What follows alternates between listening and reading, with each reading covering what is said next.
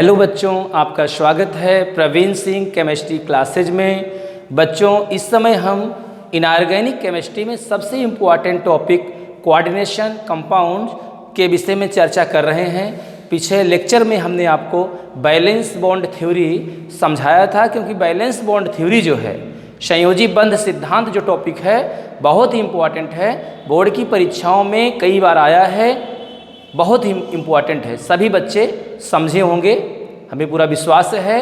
आज आपके सामने इनऑर्गेनिक केमिस्ट्री में कोऑर्डिनेशन कंपाउंड जो चैप्टर है, उसमें ऑब्जेक्टिव क्वेश्चन या कंपटीशन में ऑब्जेक्टिव क्वेश्चन आता है इफेक्टिव एटॉमिक नंबर, प्रभावी परमाणु क्रमांक नियम।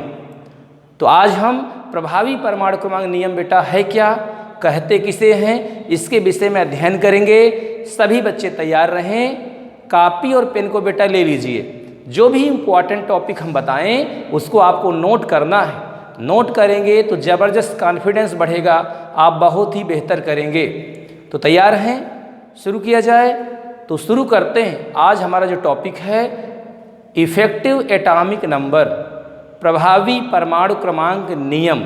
Effective atomic number rule Sidgwick ने दिया था। यह है क्या बेटा, ध्यान दें, किसी भी कोऑर्डिनेशन कंपाउंड में जो सेंट्रल मेटल एटम होता है, या यौगिक की संरचना को समझने के लिए कि जो कंपाउंड है वह स्टेबल है कि नहीं स्टेबल है, उसके अस्थायित्व की व्याख्या करने के लिए सिडविक ने एक नियम दिया, जिसे हम प्रभावी परमाणु क्रमांक का नियम कहते हैं। उसी के विषय में चर्चा करने चल रहे हैं। तो शुरू करते हैं, ध्यान दीजिए। प्रभावी परमाणु क्रमांक नियम हमारा टॉपिक है, सिडविक का प्रभावी परमाणु क्रमांक का नियम।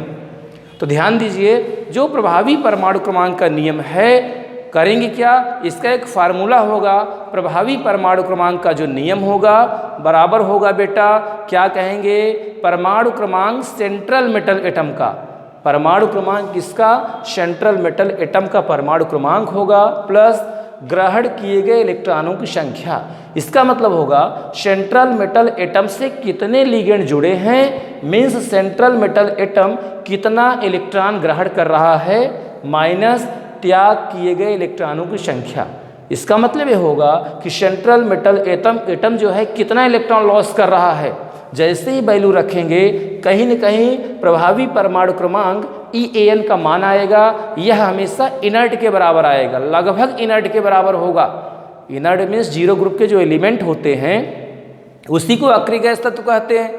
इसकी वैल्यू आएगी आर्गन के बराबर आ सकता है, क्रिप्टॉन के लगभग बराबर आ सकता है, ज़ीनान के बराबर आएगा। माने इसकी जो वैल्यू आती है इनर्ट के बराबर आएगी, लगभग बराबर हो सकता है। ठीक है, एग्जाम्पल से बातों को हम समझेंगे।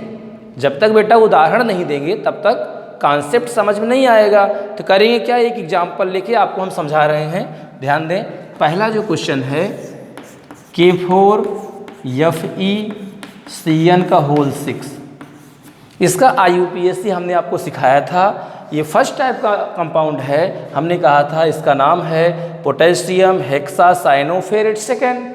बताया था ना हमने आपको, क्या नाम होगा इसका, पोटेशियम हेक्सासाइनोफेरेट सेकेंड, हमने आपको बताया था। एक कोऑर्डिनेशन कंपाउंड है, इसी का हमको EAN मान निकालना है।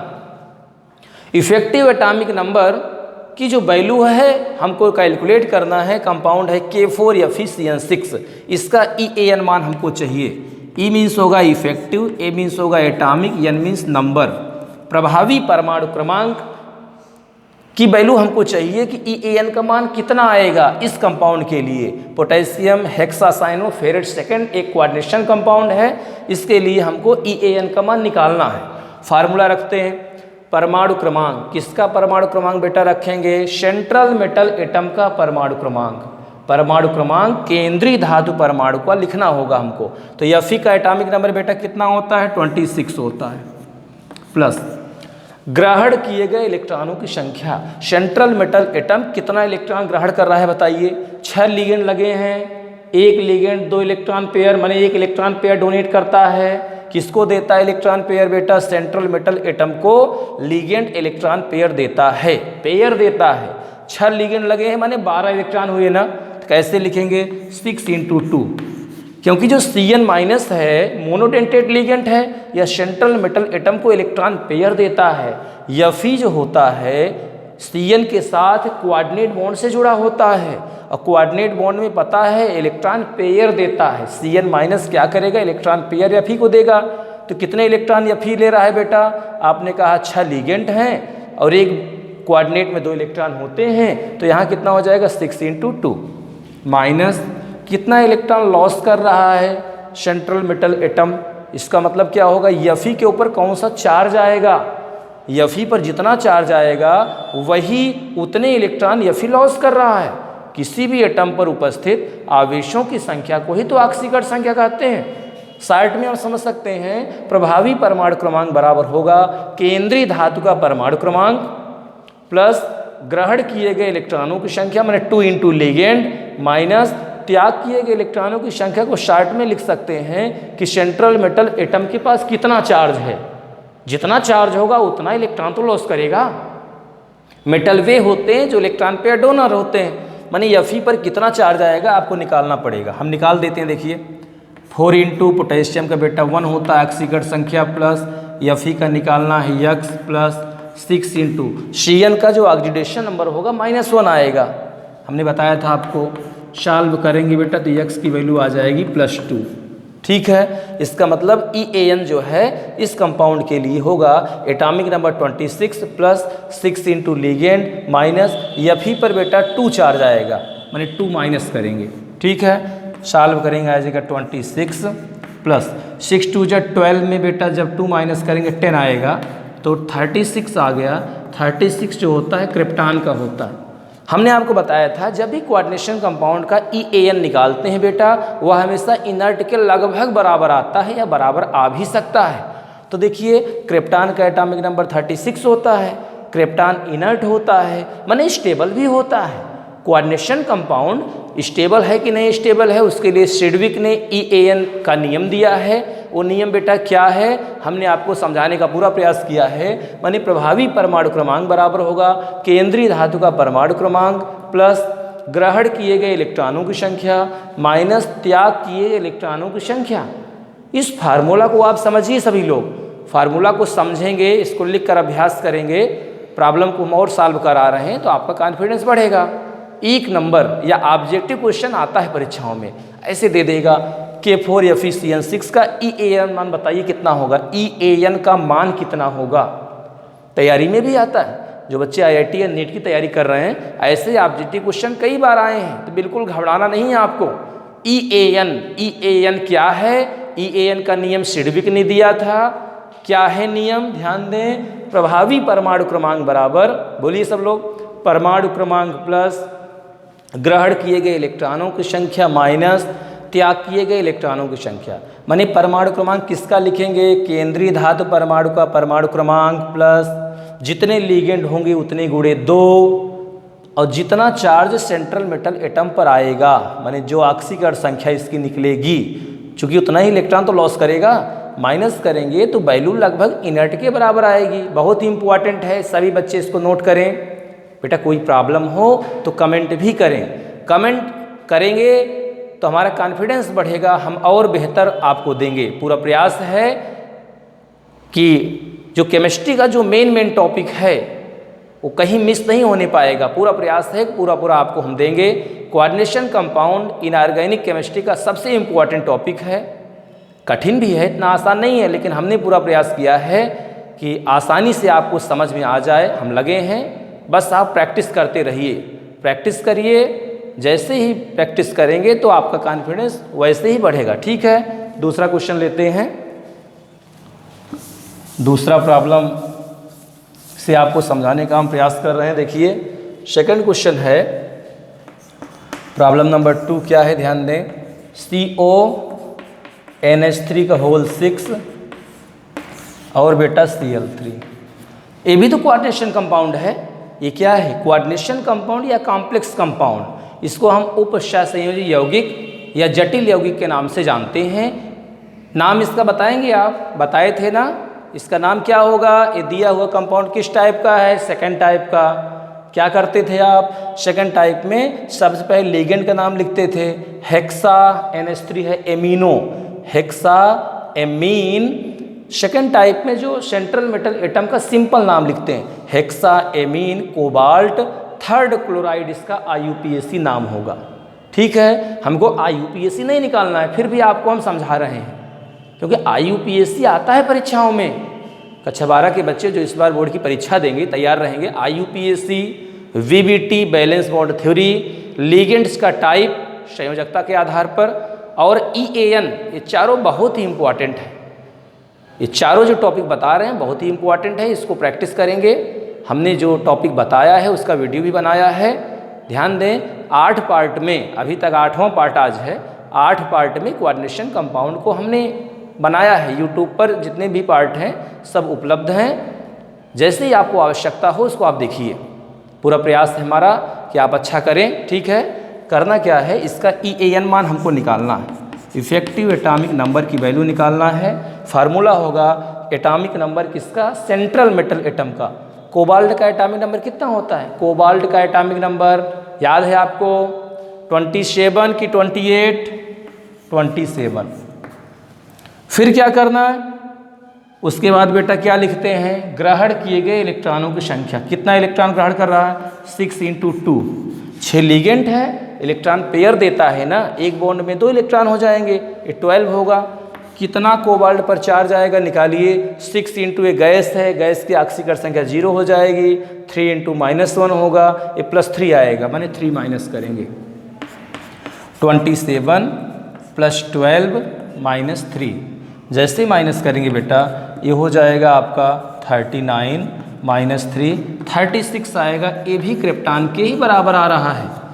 माने जो कोऑर्डिनेशन कंपाउंड का जो EAN मान होता है, प्रभावी परमाणु क्रमांक की जो वैल्यू होती है वह इनर्ट के बराबर होगी। 36 से क्रिप्टॉन का हो सकता है 1-2 कम भी हो सकता है, ज़्यादा भी हो सकता है, लगभग इनर्ट के बराबर ही होता है। इसको नोट करिए सभी लोग। ठीक है, अगला क्वेश्चन देखेंगे सब लोग। तीसरा क्वेश्चन क्या है, ध्यान दीजिए। तीसरा प्रॉब्लम है, बहुत ही बढ़िया क्वेश्चन है, सरल भी है। NiCO4। ठीक है, इसका हमको करना क्या है? EAN मान निकालना है। प्रभावी परमाणु क्रमांक की वैल्यू हमको चाहिए, EAN का मान। निकिल का हमको निकालना है। निकिल का एटॉमिक नंबर कितना होता है? 28 होता है, +4 × ध्यान दें 4 × 2 होगा। 4 लिगेंड लगे हैं, 4 लिगेंड व इलेक्ट्रॉन पेयर देता है। लिखा है ग्रहण किए गए इलेक्ट्रॉनों की संख्या। कितने इलेक्ट्रॉन ग्रहण कर रहा है सेंट्रल मेटल एटम? अगर देखें तो 8 हो जाएगा, 4 × 2 होगा 8 माइनस। कितना इलेक्ट्रॉन लॉस कर रहा है, माने निकिल पर कितना चार्ज आएगा? ये गैस है ना, 4 × 0, निकिल पर 0 चार्ज आएगा, इसका मतलब होगा 0 माइनस करेंगे। इसकी भी वैल्यू आ रहा है 36, माने क्रिप्टॉन के बराबर ही आ रहा है। बहुत ही आसान है, 2-3 एग्जाम्पल से आपको हम समझाने का प्रयास कर रहे हैं, क्योंकि ये फ्री का नंबर है, बिल्कुल घबराना नहीं है। फार्मूला याद हो, तरीका पता हो, आराम से आप सॉल्व करके EAN का मान निकाल सकते हैं। EAN जो है वह कोऑर्डिनेशन कंपाउंड का ही निकलता है। ध्यान दें, आयनिक कंपाउंड का EAN नहीं होता है, कोवैलेंट कंपाउंड का नहीं होता है, कोऑर्डिनेशन कंपाउंड का ही होता है। सिडविक ने देखा कि जो कोऑर्डिनेशन कंपाउंड है उसकी वो स्टेबल है कि नहीं स्टेबल है, क्योंकि जो इनर्ट गैस होते हैं वो इनस्टेबल होते हैं, उनका ऑक्टेट पूरा होता है। तो कोऑर्डिनेशन कंपाउंड भी जो होते हैं उसके लिए सिडविक ने स्टेबिलिटी के लिए EAN का नियम बनाया। और दूसरा एग्जाम्पल लेके आपको हम समझा रहे हैं, देखिए ऐसे कई एग्जाम्पल हैं, 1-2 एग्जाम्पल से और समझेंगे हम। ठीक है, यहाँ है CuNH3 SO4। EAN मान हमको चाहिए, इफेक्टिव एटॉमिक नंबर। किसने दिया था जी? सिडविक ने दिया था। क्या फार्मूला है? इफेक्टिव एटॉमिक नंबर, कॉपर का एटॉमिक नंबर, माने सेंट्रल मेटल एटम का परमाणु क्रमांक लिखना है ना। कॉपर का 29 होता है, प्लस कितने लिगेंड है जी? यहाँ स्फीयर के अंदर जो है वो लिगेंड है, स्फीयर के बाहर नहीं लिगेंड है। 4 × 2, क्योंकि एक कोऑर्डिनेट बॉन्ड में 2 इलेक्ट्रॉन होते हैं। 4 × 2, ठीक है। अब कितना चार्ज आएगा इसके ऊपर? कॉपर पर कितना चार्ज होगा, क्योंकि कितना इलेक्ट्रॉन लॉस कर रहा है बताना है ना। तो तो निकालना पड़ेगा। कॉपर का यक्स मान लीजिए प्लस 4 इंटू अमोनिया बेटा गैस है 0। सल्फेट पर 2 माइनस चार्ज होता है, ये सल्फेट है, ठीक है ना। सल्फेट पर कितना चार्ज होगा, -2 बराबर 0। तो बेटा यक्स की वैल्यू कितनी आ गई, 2 आ गई। माने क्या होगा, एटॉमिक नंबर, ठीक है। 4 इंटू 2, 4 लिगेंड है, 2 इलेक्ट्रॉन देता है, लिगेंड जो होता है वह इलेक्ट्रॉन पेयर देता है। 4 इंटू 2 कितना चार्ज आएगा, कॉपर पर 2 आएगा। सॉल्व करेंगे बेटा 29, 4 2 जा 8 -2 35 आ रहा है, ठीक है। लगभग इनर्ट के बराबर हमने कहा है। 36 होता है क्रिप्टॉन का, 36 नहीं तो 35 तो आ रहा है ना, सही है। EAN का मान लगभग इनर्ट के बराबर आता है। आ रहा है समझ में। EAN इक्वल टू क्या होगा, atomic number plus ligand into 2, 4 into 2 minus central metal atom पर कौन सा चार्ज होगा, कैलकुलेट करेंगे तो इनर्ट के बराबर आएगा, ठीक है। सभी बच्चे इसको नोट कर लें जल्दी से, ठीक है। अंतिम क्वेश्चन, एक प्रॉब्लम और लेकर के आपको हम समझाने का प्रयास कर रहे हैं। अंतिम क्वेश्चन से कहीं न कहीं आपका कॉन्फिडेंस बढ़ा होगा। EAN बहुत कठिन नहीं है, बहुत ही आसान है, इसको अच्छे से आप समझेंगे। लास्ट क्वेश्चन आज का जो है, इस सेशन का लास्ट क्वेश्चन है, सभी लोग अच्छे से इसको देखें। बहुत ही आसान है, कठिन नहीं है, आता है परीक्षाओं में, इसीलिए आपको बता रहे हैं, ठीक है। EAN जो है निकालना है, क्या होगा, निकिल का जो एटॉमिक नंबर है कितना होता है, निकिल का एटॉमिक नंबर निकालेंगे, यहाँ से ध्यान दें। कोबाल्ट का 27, निकिल का 28 प्लस ग्रहण किए गए इलेक्ट्रॉनों की संख्या 4 इंटू 2। भाई 4 लिगेंड है, एक लिगेंड एक इलेक्ट्रॉन पेयर देता है, माने 2 इलेक्ट्रॉन देता है। 4 इंटू 2 माइनस कितना चार्ज आएगा, माने निकिल कितना इलेक्ट्रॉन त्याग कर रहा है, माने निकिल पर कौन सा चार्ज आएगा, चेक करेंगे कितना चार्ज आएगा। 2 इंटू पोटेशियम पर 1 होता है, प्लस निकिल का यक्स मान लीजिए, प्लस 4 इंटू CN का -1 होता है, इक्वल टू 0। बेटा जब सॉल्व करेंगे तो यक्स की वैल्यू 2 आ रही है, +2 माने 2 माइनस होगा। एटॉमिक नंबर प्लस 4 इंटू 2 हो जाएगा, 4 लिगेंड है, -2। सॉल्व करेंगे तो आ जाएगा यहाँ से 28 + 8 -2 34 आ रहा है, लगभग क्रिप्टॉन के बराबर ही आ रहा है। तो आपने देखा कि जो प्रभावी परमाणु क्रमांक है, जो EAN की वैल्यू आती है किसी भी कोऑर्डिनेशन कंपाउंड के लिए, वह इनर्ट के बराबर आ सकता है, लगभग बराबर भी आ सकता है, 2-1 वैल्यू कम ज़्यादा भी हो सकता है। समझ में आया आपको, आ रहा है ना, बहुत ही इम्पोर्टेंट है। कोऑर्डिनेशन कंपाउंड में आज हमने आपको EAN effective atomic number rule, जो कि सिडविक ने दिया था, बहुत ही महत्वपूर्ण है, हमने बताने का पूरा प्रयास किया है। हमें आशा है कि आपको समझ में आ गया होगा। बिल्कुल घबराना नहीं है बेटा, जो भी टॉपिक हम बता रहे हैं उसको कॉपी पे अच्छे से नोट करेंगे, नोट करके प्रैक्टिस करिए, ठीक है। केमिस्ट्री को लिख कर पढ़ेंगे, बिल्कुल नहीं घबराएंगे, लगातार लगे रहेंगे, बिल्कुल प्रैक्टिस नहीं कर, ठीक है। मेहनत करेंगे बेटा, घबराना नहीं है, ठीक है ना। जो बचे हुए टॉपिक हैं उसको लेकर के अगले वीडियो में हम उपस्थित होंगे। बस यही कहेंगे कि रेगुलर पढ़ेंगे, केमिस्ट्री पढ़ेंगे, बिल्कुल घबराएंगे नहीं, लिख के अभ्यास करेंगे, ठीक है। हर विषय का महत्व है, ये नहीं करें केमिस्ट्री ही पढ़ना है, सब पढ़िए, लेकिन बेटा केमिस्ट्री का अपना ही महत्व है। किसी भी कंपटीशन में, बोर्ड की परीक्षा में स्कोर करना है तो केमिस्ट्री को पढ़िए, बहुत ही इंटरेस्टिंग सब्जेक्ट है, बिल्कुल घबराना नहीं है, आराम से लगे रहिए, खुश रहिए, हंसते रहिए और पढ़ते रहिए, ठीक है बेटा। आज के लिए बस इतना ही, ठीक है। थैंक्स।